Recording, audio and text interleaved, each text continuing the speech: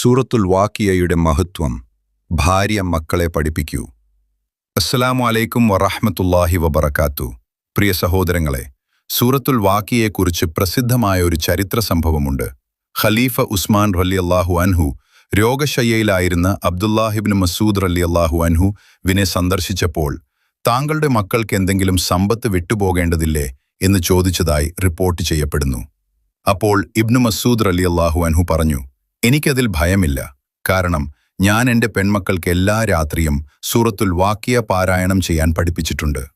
ഈ സംഭവത്തോടൊപ്പം എല്ലാ രാത്രിയും സൂറത്തുൽ വാക്കിയ പാരായണം ചെയ്യുന്നവനെ ദാരിദ്ര്യം ബാധിക്കുകയില്ല.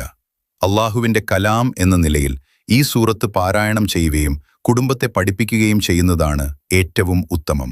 മറ്റൊരു ഹദീസിൽ കാണാം, നിങ്ങളുടെ ഭാര്യ മക്കൾക്ക് സൂറത്തുൽ വാക്കിയ പഠിപ്പിച്ചു കൊടുക്കുക.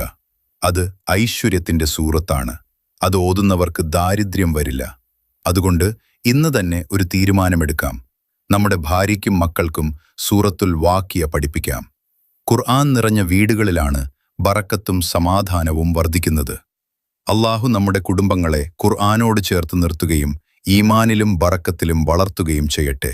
ആമീൻ.